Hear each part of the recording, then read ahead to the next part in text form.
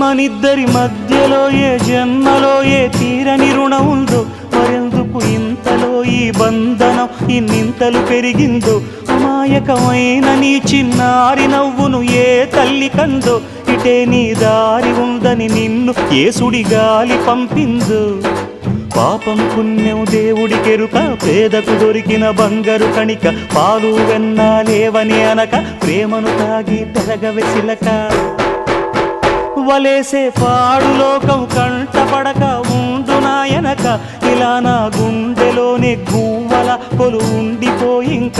ఇటే పోస్తే ఎమున్నైనా నిలేస్తానే, మరింక ఏ కీడు నీ వంక రాలేదు.